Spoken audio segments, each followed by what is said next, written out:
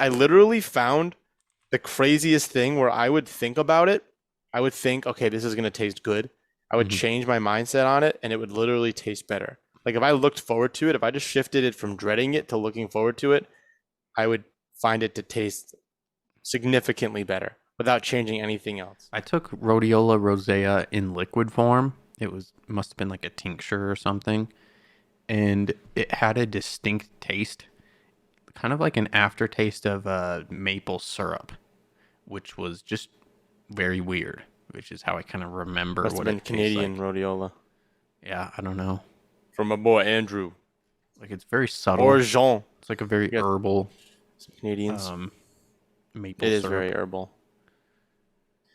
I'm gonna take right now. I'm taking a quarter tablespoon. Sheesh, quarter teaspoon of the rhodiola every morning, and then sometimes I took it in the afternoon yesterday. The first time I took it was yesterday afternoon, and I took it in the morning today. The game plan for that is to improve focus, memory, cognition. Look into some more studies on how it actually can help, like not just initial focus and making it feel good in the moment, but how it can help with your brain development and help your neurons fire and help with things that may have happened in the past that could have caused issues in your brain. I know Hmm. there's some studies about lion's mane being able to have regenerative properties in the brain. So I'm looking for that added bonus due to my large intake of stimulants such as Ritalin when I was a child and Concerta and different prescription drugs for Adderall related. Adderall is the common one people think of. I never really took Adderall. Maybe once or twice I've tried it, but it wasn't very good for me. Hmm. But I know that those things could have long-term effects on your brain. So I want to make sure that I'm taking things that are helping rebuild my brain and making it so that I have an advantage and not a disadvantage. The neuroplasticity, which I Great word. wonder, like, especially I like how you were talking about your previous experience with the ADHD meds, because that must do something in on a brain level to make it so you're able to focus. And it's probably not, all that great, especially long term if you're on that ADHD meds forever, which Hmm. some people probably are. I don't know. Well, it's Always all question stimulants. that stuff. Yeah. It's all stimulants. Yeah. And well, it's weird too because the Adderall, of course, affects people differently based on your energy states. So it's not necessarily an adaptogen, but we know the response once someone's already hyperactive and you give them a stimulant is the opposite, and it calms down. Hmm. So it's pretty interesting in that regard, and especially now you aren't even like a caffeine fiend like me. So Caffeine fiend. like, what kind of stimulants do you take now? Like none, Well, right? I just started trying different things, but pretty much none. I'll take some functional mushrooms. Started trying teocrine, but I didn't feel any stimulant side effect. Whereas if I take coffee, it used to hurt my heart when I had coffee, so that was kind of a sign of like maybe I shouldn't do this. Hmm. But maybe it was good quality coffee too, no mold. I think it may have been the empty stomach. I had a lot of coffee on an empty stomach, and now I've heard that it's better to drink coffee after a meal, which helps with the absorption and breakdown of it. Mm. But stimulant wise, I feel like my brain is mostly stimulated by social media, my phone.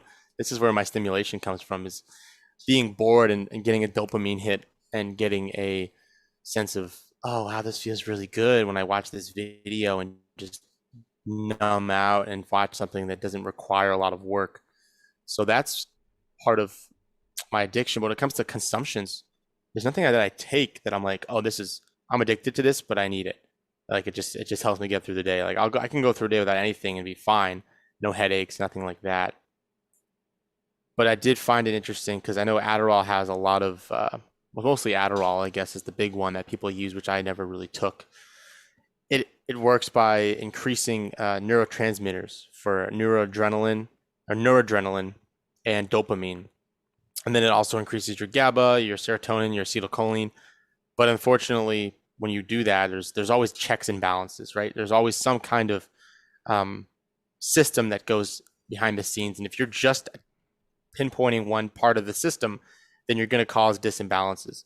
So that's the part that I was always self-conscious of, but it definitely has a change neurologically. And then my question is always, well, what does that mean for the rest of your brain? Like, how does it affect what's happening in your brain? Because it doesn't just happen like that. There's got to be some kind of balance in order for it to be slowed down. Right now, it seems like Adderall is known for slowing down the reuptake of noradrenaline, which Hmm.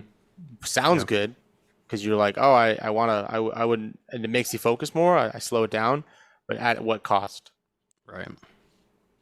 It's interesting to me how we're pretty different just fundamentally because for me, and I think it comes through in my voice quite a bit, I'm just a chill as fuck, like non-hyper dude.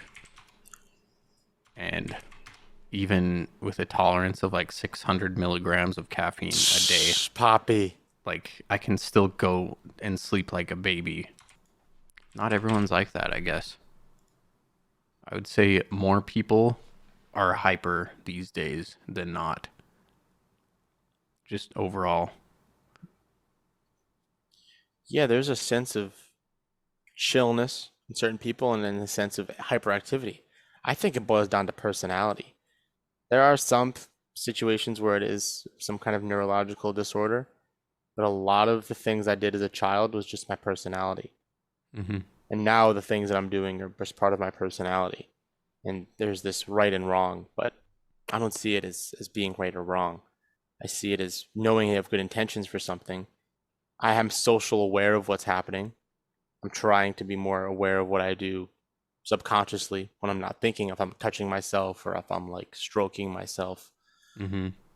because those things just kind of happen sometimes and you don't even really notice it. They're just self-comfort tools where you'll touch yourself to feel comfortable if you're speaking or if you're doing something that's discomforting to you or talking to someone or avoiding eye contact. Like there's certain things that could be a precursor for some neurological development issue, but yeah, Yeah. the ADHD one's still out on the fence for me. Hmm. How much Yeah. is it? Is it a brain issue, or how much of it is it just my personality? Because you're chill. You know, people who are chill now, they're probably gonna maybe they think they're depressed or they think they have this or that, but they're just that's just their personality.